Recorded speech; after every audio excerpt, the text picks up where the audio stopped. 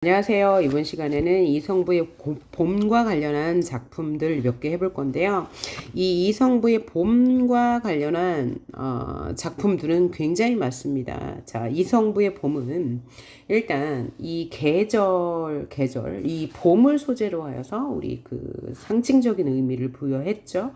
그 상징적인 의미는 봄은 이제 민주화를 상징한다고 그랬어요. 그래서 민주주의를 상징하죠. 독재 반대 개념. 그런데 이 계절이 지나면 겨울이라는 계절, 즉 독재라는 계절이 지나면 민주화, 그러니까 민주주의라는 봄이 반드시 올 거라고 이야기했잖아요. 그렇죠? 그런데 이 봄은 느릿느릿 오지만 반드시 온다고 그랬잖아요. 여기서 겨울나무에서 봄나무에로의 황지호 시인의 시인데요. 똑같아요. 주제도 같고요. 거의 비슷합니다. 그 다음에 뭐 표현법도 비슷한 게 많고요. 이제 정서도 비슷하고 상징시라는 점에서도 비슷한 점이 매우 많아요. 또 단정적인 어조를 썼다는 것도 비슷하고 의지적인 어조가 드러났다는 것도 똑같고 또 이제 자연물을 통해서 우리 인생을 보여준다는 면도 똑같고 그렇죠? 계절의 순환이라는 자연현상을 통해 주제를 부각하는 것도 똑같고 또 의지적인 어조, 직설적인 어조를 보이는 것도 똑같고 그래서 자, 조금 빠르게 보도록 할게요. 자, 제목이 황지우의 겨울나무에서 봄나무에로 뭐가 필요하겠어요? 겨울에는 앙상한 가지만 남아있다가 그 겨울을 견디면 이듬해 봄에 이제 꽃을 피울 수 있잖아요. 그래서 그 과정을 이 나무가 인내하는 과정을 보여주는 시라고 생각하시면 되죠. 그래서 반영론적 관점에서 볼 때는 이 독재가 지나면 뭐가 온다? 민주가 찾아온다 라고 이야기하고 있는 시예요. 그래서 이런 거 비슷한 시로 이제 김수영의 눈이 있고 폭포가 있고 또 이성부의 별하는 시가 있는데요. 거의 비슷합니다. 그래서 한 번씩 할 때마다 정확하게 해두면 이런 분위기의 시가 나온다면 해석하는데 아주 쉬울 거예요. 자, 봅시다. 자, 첫 번째 단락을 보니까 자, 나무는 자기 온몸으로 나무이다. 그래서 나무는 그 자체로 나무라고 했는데 자, 다른 것에 도움을 받거나 의존하여 수동적으로 서 있는 나무라고 해서 왜냐하면 그 요 뒤에 나오면 좀 시의 내용이 바뀌거든요. 시상의 전환, 시상의 역전이 일어나요. 그래서 여기에서는 이제 그냥 일반적인 수동적인 나무이다, 피동적인 나무이다라고 있어요. 그래서 이 다 평서형 종결 어미를 썼기 때문에 단정적 어조라고 할 수 있죠. 평서형 종결 어미. 그 다음 나무이다. 자기 온몸으로 나무는 나무가 된다. 자, 여기서 보면 나무는 자기 온몸으로 나무가 된다는 것은 뭐가 필요하다? 노력이 필요하다. 고 말하고 있어요. 그런데 나무는 자기 몸으로 나무이다. 나무는 자기 온몸으로 나무가 된다. 그래서 이제 유사한 통사 구조의 반복이죠. 그런데 약간의 변주가 있었어요. 그래서 통사 구조의 변주라고 할 수 있고요. 자기 온몸으로 헐벗고 영하 13도, 영하 20도 지상에 온몸을 뿌리박고 대가리 쳐들고 그러니까 나무가 지금 겨울을 견디는 모습을 형성하고 있는 거죠. 나무는 헐벗었어요. 그죠? 겨울이니까 뭐 잎사귀도 없잖아요. 영하 13도에서 영하 20도까지 그러니까 뭐야? 점점 추위가 강해지고 있어요. 그래서 점층적 상황 심화된다. 점층법 사용되었고요. 모든 온몸을 뿌리박고 대가를 쳐들어. 그래서 온몸을 뿌리박는다는 것은 온 힘을 다한다는 뜻입니다. 자, 그러면서 대가리를 쳐들고 대가리를 들어. 그래서 아래서 위를 보니까 뭐예요? 상승적 이미지가 나타났죠. 상승 이미지는 항상 긍정적인 시어로 사용이 돼요. 화자에게는. 그러면 이 상승적 이미지는 뭘 나타내 주냐면 이 나무의 의지를 보여준다고 할 수 있겠죠. 그죠?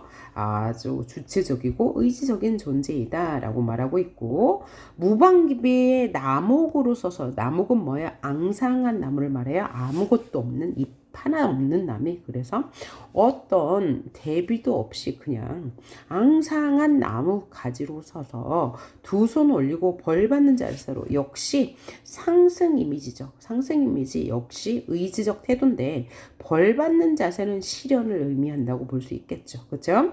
아, 벌 받은 몸으로 기립하여. 계속 이제 비슷한 문장 구조가 그죠? 변주되면서 반복되고 있습니다. 벌 받은 몸으로 서 있어요. 그런데 여기서부터 뭐예요?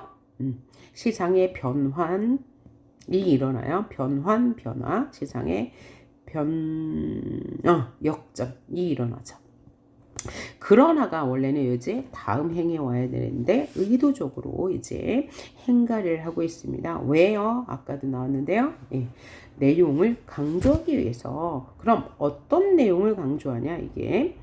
낯설게 하기 기법이라고 했어요. 낯설게 하기 기법은 뭐냐면 문법을 무시하는 거예요. 그러니까 문법적으로 맞지 않는 표현법을 써서 이제 이 독자의 주의를 환기하고 부각하고 강조하는 거죠. 그러나 이게 아닌데 하면서 나무는 지금 추위를 견디는 모습인데 왜 이게 아닌데 라고 하는 거죠. 비굴하고 묵묵히 살아서는 안 되는데, 그러니까 여기 함축적인 의미가 또 있는 거예요. 그러니까 얘는 사회 참여신 거죠. 그래서 독재에 대항하여 이제 민주화를 이루려는 우리 민중의 모습을 보여준다고 할 수 있습니다. 아까 공부했던 시가 바로 이제 이성부의 봄도 이제 우리가 이 봄이라는 것에 우리의 이 민중의 모습을 투영해서 민주화가 온다고 말했잖아요. 그런데 반드시 올 것이라고. 이것도 똑같아요. 그러니까 비굴하고 묵묵하게 살아선 안 된다는 이런 망설임을 보여준다고 하면 되겠어요. 그래서 온 혼으로 애타면서 몸속으로 불타면서, 그러니까 실현인 거죠. 그죠? 그래서 나무의 실현이라고 보면 돼요. 그래서 불탄다. 원래는 불탄다 원형적 상징으로 본다면 부정이지만 여기서는 온 힘을 기울인다는 뜻의 긍정적 시어임을 알아야 되겠죠. 버티면서 거부하면서 영화에서 계속이지. 동일한 문장 구조 반복하고 나열하고 있어요. 영하에서 영상으로, 또 영상 5도 13도 지상으로 밀고 간다. 이게 뭐가 되는 거죠? 이 겨울나무에서 봄나무로 변화되는 과정을 이렇게 열거를 통해서 보여주는 거예요. 그래서 겨울나무는 이제 봄나무가 될 때 이렇게 큰 시련을 겪죠. 그리고 겨울나무는 반드시 봄나무가 될 거예요. 그렇죠? 그런데 그냥 되는 게 아니고 능동적으로 행동해야 된다. 그러나부터 시정이 전환돼서 뭐예요? 능동적으로 바뀌었어요. 나무의 태도가. 그래서 시어의 반복과 변주를 통해서 나무의 의지를 강조해요. 자, 평소형 어미, 그죠? 밀고 간다, 막 밀고 올라간다. 약간의 변주가 있죠. 자, 다음 행을 보면, 자, 온몸이 으스러지도록 불이 터지면서, 이건 뭐죠? 시련을 상징하는 거예요. 굉장한 시련이죠. 터지면서 자기의 뜨거운 혀로 싹을 내민다. 뜨거운 혀로 싹을 내민다. 그러니까 내면적 고통이에요. 내면적 고통이라고 볼 수 있겠죠. 그죠?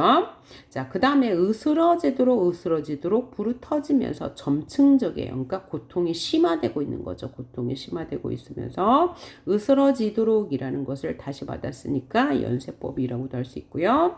자기 뜨거운 혀로 싹을 냅니다. 그래서 이제 내면의 이제 고통을 말하고 있는 거죠. 그런데 드디어 싹을 내밀었으니까 결실이 있는 거죠. 그죠? 자, 그래서 점층법이 처음에 싹이 되었다가 그 다음에 뭐가 되나요? 잎이 되었다가 나중에는 꽃을 피우게 되니까 이제 점층법, 이제 나무가 싹을 틔우는 모습이 되는 거죠. 천천히 서서히 문득 다 뭐예요? 똑같은 뜻의 부사예요. 이 부사를 반복한 이유는 뭐예요?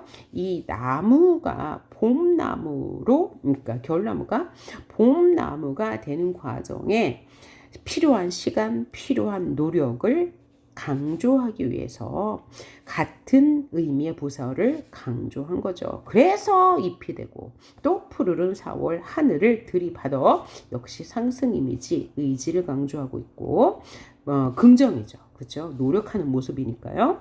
남은 자기 온몸으로 나무가 된다. 드디어 나무가 됐어. 그러니까 이것도 봄나무가 된 거니까 민주화를 성취한 거죠.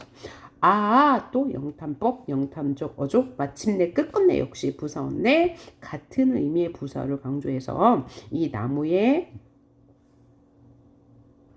나무가 드디어 꽃을 피웠어요. 봄이 돼서 자 드디어 겨울나무가 봄나무로 그죠? 꽃을 피웠다는 것을 강조하는 거고요. 그렇죠?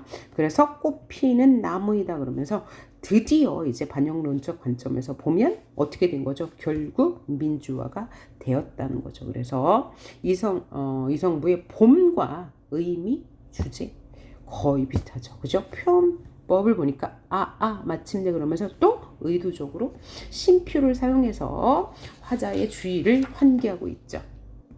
자, 이 시도 현실 참여시죠. 그렇죠? 당대 현실을 노래했으니까 현실 참여시고 굉장히 의지적인 시예요. 그죠? 겨울나무가 봄나무로 이제 성장하기 위해서 굉장한 이제 고통을 겪죠. 우리 인생도 똑같아요. 그죠? 고통을 견뎌야 이제 결실을 볼 수 있으니까요. 의지적이고 굉장히 상징적이죠. 그래서 봄이 민주화를 상징한 다음에 겨울은 독재 정권을 상징해요. 그래서 이 겨울이란 독재 정권은 그죠? 봄이라는 이제 민중에 의해서 민주화를 이룬다는 그런 의미를 내포하고 있죠. 그죠? 그래서 그런데 이 겨울나무가 봄나무로 될 때는 굉장한 의지와 투쟁이 노력이 필요하다고 말하고 있습니다. 그렇죠? 자, 그리고 희망적이에요. 역시 희망적입니다. 그래서 이성부의 봄과 주제가 일치하죠. 그 다음에 계절의 순환이 나타난다는 것도 이제 이성부의 봄과 이제 유사한 것이고요. 또 봄을 의인화했다는 것도 역시 이성부의 봄과 공통점이고요. 또 단정적 어조를 사용했다는 것. 또 이성부의 봄과 공통점이죠. 그 다음에 운율 형성 요소에 있어서 운율 형성 요소에서 이 겨울나무에서 봄나무에라는 애로는 일단 동일한 종결음이 반복했죠. 그래서 뭘 형성해? 가군이라는 음위유를 형성하고요. 그 다음에 유사한 문장 구조가 반복됐어요. 으스러지도록. 뭐죠? 온몸으로 자기 온몸으로 나무가 된다. 이런 비슷한 통사 구조의 반복이 많았고요. 이렇게 통사 구조가 반복되면 뭐요? 의미가 주제를 강조할 수 있고 또 운율을 형성하기도 하죠. 그럼 화자는 뭐 하는 사람? 나무를 관찰하는 사람이었죠. 자, 이성부의 봄 역시가 아니네요. 이성부의 봄은 그죠? 대상을 관찰하는 사람이 아니었고 봄을 간절히 기다리는 사람이었죠. 자, 그래서 이 작품의 가장 큰 특징은 뭐냐면 전반부와 후반부를 나누는 기준이 바로 어디부터? 그러나부터 시상이 전환됐어요. 그 이전엔 수동적이었던 나무가 그러나부터 이제 나무가 능동적으로 이제 바뀌는 거죠. 태도가. 그죠? 그 다음에 이제 예찬적 태도는 이성부의 봄과 여기 겨울나무에서 봄나무 예로도 똑같다. 그 다음에 의인화 사용한 것도 똑같다. 자, 이렇게 보시면 될 것 같고요. 네, 이성부의 봄 연관 작품으로 이제 벼라는 작품을 볼 건데요. 이성부의 벼도 이제 맥락이 똑같아요. 1970년대 사회 문화적 배경으로 본다면 독재 정권에 이제 대항하는 국민들의 우리 민중들의 모습을 형성한 시인데요. 자, 벼가 바로 이제 벼는 원래 자랄 때 혼자 자라지 않고 이렇게 뭉탱이로 자라잖아요. 그래서 이 벼는 우리 민중을 상징한다고 볼 수 있어요. 자, 그러면 사회문화적 관점으로 봤을 때 벼는 이제 독재에 저항하는 우리 민중의 모습이라고 이어서 생각할 수 있겠죠. 자, 그럼 한번 봅시다. 벼는 서로 어우러져 기대고 산다. 자, 그래서 여기서 벼는 기대고 산다. 그러니까 일단 당연히 의인법이 쓰인 거고요. 자, 그 다음에 이 벼라는 것은 자연물이잖아요. 그래서 자연물을 통해서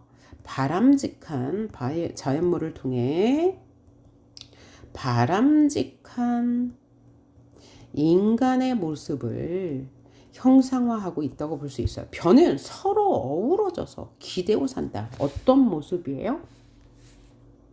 바로 이제 벼는 서로 기대고 사니까 공동체적 유대감을 지향하면서 살고 있어요. 우리 민중들은. 그리고 햇살이 따가워질수록 깊이 익어 스스로를 아끼고 이웃들에게 저를 맡긴다. 그러면 햇살이 따갑대요. 그렇죠? 원래 벼라는 것을 이제 여름에 무럭무럭 자라니까 햇살이 따갑다. 이것을 우리 인간의 삶으로 표현하자면 시련이 거셀수록, 그렇죠? 그래서 벼는 기대고 산다. 햇살이 따가울수록 그들은 서로를 아끼고 뭐 저를 맡긴다. 그러니까 벼는 긍정적으로 보고 있는 거죠. 화자가. 그렇죠? 자, 이웃들에게 저를 맡긴다라고 하는 것은 공동체에 대한 신뢰가 바탕이 되어 있다라고 볼 수 있겠네요. 다음을 보니까 서로가 서로의 몸을 묶어, 그러니까 공동체 유대감 계속 가져가죠. 더 튼튼해진 백성들을 보니까 이 유대감 깊어질수록, 그래서 더 튼튼해진 백성은 그죠, 유대의 힘에 대해서 이야기하고 있는 거고, 튼튼해진 백성 뭘 말해요? 바로 벼. 그러니까 은유법이 쓰인 거죠. 자, 죄도 없이 죄 지어서 더욱 불타는 자. 여기에 표현법 뭐예요? 죄가 없는데 어떻게 죄를 지었어요? 일단 모순 형용이 나타나요. 모순 형용을 통해서 이제 주제를 강조하고 있어요. 역설법. 그 다음에 다른 말로는 대립적인 시어를 병치하여서 주제를 강조한다고도 할 수 있죠. 없이 재지어서 더욱 불탄다. 그래서 더욱 불타는 것은 뭐야? 더욱 노력한다. 그러니까 여기서 불탄다는 긍정적인 시어가 되겠네요. 그런 마음들을 보아라. 명령 적어줘. 벼가 춤출 때. 벼는 소리 없이 떠난다. 그러니까 벼가 춤을 춘다는 것은 벼가 수확할 때. 그들은 소리 없이 떠난다. 이건 뭐죠? 이 벼의 희생이라고 볼 수 있어요. 여기까지 본다면 봐봐요. 이 벼라는 것은 햇살이 따가워질 때 더욱 스스로 아끼고 이웃들에게 자기를 맡긴다. 그러면 반영론적 관점에서 봤을 때 햇살이 따갑다는 독재가 더 심해질 때 서로 더 연대한다고 볼 수 있죠. 그렇죠? 그래서 이들은 연대를 통해서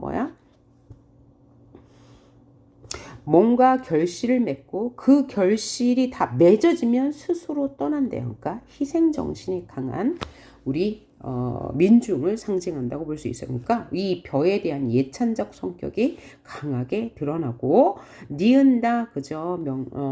단정적어줘 평소형 의미로 보여주고요. 자, 다음 보니까 벼는 가을 하늘에도 서러운 눈 씻어 맑게 다스릴 줄 안다. 그러니까 뭐야? 이 벼라는 것은 스스로 감정을 정화할 줄 안다. 우리 민중은 스스로 감정을 정화할 줄 안다. 그 다음 바람 한 점에도 제 몸에 노여움을 덮는다. 자, 다음에 바람 한 점에도 제 몸에 노여움을 덮는다. 이건 뭐죠? 감정을 자제할 줄 안다. 그쵸? 바람 한 점에도 감정을 자제할 줄 알아. 왜냐하면 이 민중들은 지금 억압당하고 있어요. 뭘 보면 알 수 있어요? 죄도 없이 죄 지어서 불타는 벼잖아요. 그러니까 죄 짓지 않았는데 뭔가 억압당하고 있어요. 그래서 이제 감정이 이제 노여움이 있을 수 있고 또 서러운 눈, 그러니까 눈이 서러울 수 있어. 그러니까 서럽고 노엽지만 그것을 스스로 정화하고 성숙한 인간이죠. 감정을 자제하는 성숙한 우리 민중들이다라고 이 우리 민중을 예찬하고 있어요. 자, 다음 저의 가슴도 더운 줄을 안다. 이건 뭐죠? 우리 민중들은 그죠? 자신들의 가슴도 뭐죠? 더운 줄 안다. 저항이 있다. 또 의지가 있다. 열정이 있다. 이런 뜻이겠죠. 자, 다음 예를 봅시다. 벼가 떠나가며 마치는 이 넓은 사랑과 아까 뭐죠? 벼는 희생하면서 저 소리 없이 떠난다고 그랬잖아. 역시 우리 민중의 희생인데 이 희생은 무엇이다? 사랑이다라고 얘기했어요. 이 넓은 사랑은 뭐예요? 이 희생이죠. 이 희생으로 얻은 가치가 될 것 같아요. 그래서 긍정적 가치고요. 쓰러지고 다시 일어서서 드려요. 누가요? 벼가요. 우리 민중이요. 그러니까 쓰러지고 다시 쓰러져. 일어서서 다시 쓰러져 끈질긴 민중의 생명력이고 이 피 묻은 그리움이래요. 그러면 피가 묻었다는 것이 희생을 했다는 거고 그리움은 뭘 그리워하죠? 민주화를 그리워해요. 자유와 평등을 그리워한다. 이 넉넉한 힘은 민중의 저력을 의미한다고 볼 수 있겠죠. 이 넉넉한 힘. 그래서 이 시는 전체적으로 지금 민중의 긍정적인 저력에 대해서 뭐하고 있어? 예찬적인 태도를 보이고 있죠. 그래서 이성부의 벼 역시 이성부의 봄과 마찬가지로 뭐죠? 민주주의를 열망하는 시고요. 굉장히 단정적이에요. 그저 떠나간다, 뭐 한다. 그러면서 또 하나 봐야 할 게 현재형 어미를 사용하고 있다는 것도 보이네요. 그죠? 안다, 간다. 이 현재형 어미를 사용한다는 것은 그죠? 동일한 정결 어미를 사용한다고 해도죠. 혹은 다른 말로 가군을 형성한다라고 해도 되고요. 동일한 의미율을 형성한다라고 해도 되고요. 이렇게 해서 그죠? 시적 통일감을 얻을 수 있고 또 운율도 형성할 수 있고 화자의 단호한 어조를 강조할 수 있죠. 그리고 즉 자연물을 의인화해서 인간의 바람직한 모습을 제시하고 있다는 거. 자, 그 다음에 햇살 따가워질수록 시련이고요. 이웃들에게 저를 맡긴다. 스스로 이제 그 공동체적 연대감을 보이고 있다. 또 저를 맡긴다 했으니까 조금 민중들의 겸손한 태도를 보인다라고 해도 되겠네요. 그 다음에 서로가 서로의 몸을 묶고 더 튼튼해져, 그러니까 연대할수록 더 강해지는 민중의 속성에 대해서도 말한다고 할 수 있고, 죄 없는데 죄졌다 역설법이면서 이제 억압받는 우리 민중의 모습을 보여주고, 벼가 춤출 때, 벼가 수확할 때, 그러니까 벼가 추수할 때, 벼를 추수할 때 우리는 떠나. 벼는 소리 없이 떠나니까 이 민중의 희생에 대해서 말한다고 할 수도 있겠네요. 그래서 벼는 서러운 눈시선, 그러니까 스스로 감정을 다스릴 줄 알고, 그 다음에 더운 가슴도 저의 가슴이 더운 줄을 알아. 굉장히 열정적이야. 의지가 있다는 거고, 그 다음에 쓰러지고 다시 일어서, 그러니까 민중의 저력에 대해서 말하고 있고요. 그 다음에 민중의 희생, 피 묻은 그리움 민중의 희생. 그러면서 이 넉넉한 힘, 그러니까 이게 예찬하는 거면서 이게 말 줄임표로 끝났어요. 그러니까 뭐죠? 강한 여운을 남긴다고 할 수 있겠네요. 자, 그리고 또 봐야 할 게, 자, 죄도 없이 죄지어서 불타는 마음들을 보아라 라고 명령형 어미 뭐해라. 명령형 어미를 사용해서 독자의 주의를 환기하고 있다. 독자의 주의를 집중시키고 있다라는 표현이 나올 수 있고요. 그리고 또 하나 보아야 할 게, 죄도 없이 죄지어서 더욱 불타는 마음들을 보아라. 그러니까 얘가 요 앞으로 와야 될 것 같죠. 그렇죠? 얘가 서술어니까. 그죠? 서술어 목적어. 그렇죠? 그 다음에 벼가 춤출 때는 이 밑으로 와야 되겠죠. 그렇죠? 그러니까 얘는 지금 의도적으로 행을 바꿔서 의도적으로 행가를 해서 낯설게 하기 수법이죠. 낯설게 하기라는 수법을 통해서 독자의 주의를 집중하고 있어요. 집중시키고 있죠. 그래서 의도적 행가리를 통해서 독자의 시선을 집중하고 있다라고 해도 이제 맞는 표현이죠.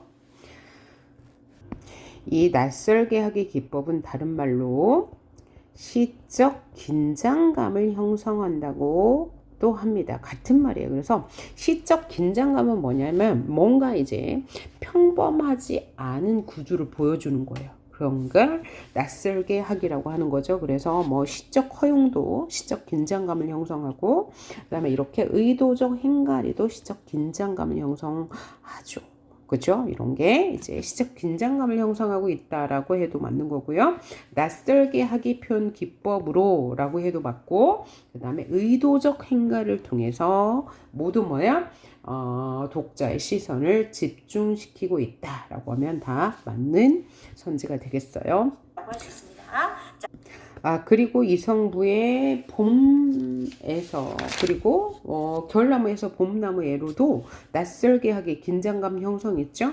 물론 멋도 있고 의도적 행가리도 있지만 멋도 있었어요. 의도적으로 쉼표를 지나치게 많이 사용해서 그죠 문장을 낯설게 표현했어요. 이게 다 뭐예요? 의도가 있는 거죠. 뭐야? 강조하기 위한 의도. 그리고 또 봐야 될 게 일부 시행을 명사로 종결한다. 어디 있나요? 명사로 종결하는 거. 사랑, 그 다음에 그리움, 힘. 그죠? 일부 시행을 명사로 종결하여 독자의 주의를 집중시킨다 혹은 환기한다. 요거 되고요. 명사로 종결하면 그죠. 독자의 주의를 집중하게도 하지만 또 여운을 남기기도 합니다. 그 다음에 마지막은 넉넉한 힘하고 땡땡땡땡 말줄임표.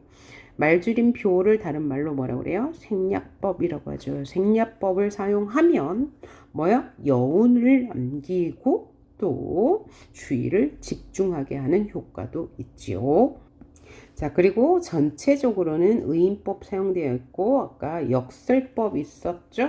제도 없이 제지어서 여기 역설법이 있었고요. 자, 이걸 통해서 이제